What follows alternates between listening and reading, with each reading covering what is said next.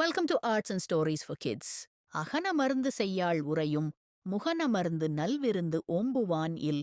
சின்ன கிராமம் அது. அந்த கிராமத்தில் இருந்த வீடுகளில் எல்லாம் ஒரே மாதிரியான கூரை, ஒரே மாதிரியான சுவர். ஆனால் மீனாட்சி அம்மாவின் வீடு மட்டும் தனியாகத் தெரியும். பெரிய வீடு என்பதாலல்ல, அவள் முகத்தில் எப்போதும் மலர்ந்திருக்கும் புன்னகை காரணமாக.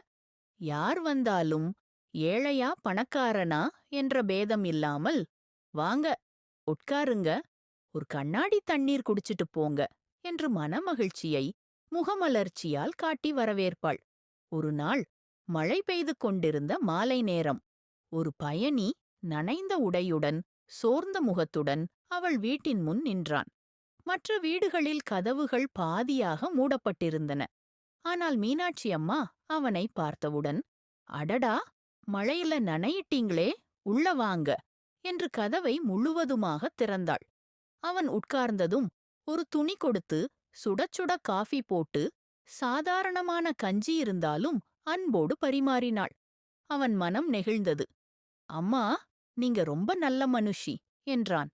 மீனாட்சி சிரித்தாள். நல்ல மனசு இல்லேனா என்ன இருக்கு? வந்தவங்க மனசு குளிர்ந்தா நம்ம வீடும் குளிரும் என்றாள். அவன் மறுநாள் கிளம்பும்போது சொன்னான், அம்மா, நான் ஒரு பெரிய வியாபாரி. உங்க அன்பு எனக்கு வாழ்நாளெல்லாம் மறக்க முடியாதது. அவள் சிரித்தபடியே, அது சரி, பயணத்துல கவனமா போங்க என்றாள். காலம் கடந்தது. அந்த கிராமத்தில் சாலை வந்தது, மார்க்கெட் வந்தது. ஆச்சரியமாக அந்த வளர்ச்சி மீனாட்சி அம்மாவின் வீட்டை சுற்றியே தொடங்கியது. அந்த பயணி செய்த உதவியாலல்ல, அவள் அன்பால் ஈர்க்கப்பட்ட மனிதர்கள் மீண்டும் மீண்டும் அவள் வீட்டுக்கே வந்ததால். அவள் வீட்டில் எப்போதும் விருந்தினர், எப்போதும் சிரிப்பு, எப்போதும் நிறைவு. ஒரு நாள் கிராமத்தார் பேசிக் கொண்டார்கள். இந்த வீட்டில் எப்போதும் குறையில்லையே, காரணம் என்ன? ஒரு மூத்தவர் சொன்னார், மனமகிழ்ச்சியை முகமலர்ச்சியால் காட்டி விருந்தினரை வரவேற்பவர் வீட்டில் செல்வம் எனும் திருமகள் அமர்ந்து வாழ்வாள். அன்று முதல் அந்த கிராமத்தில் ஒரு பழமொழி உருவானது.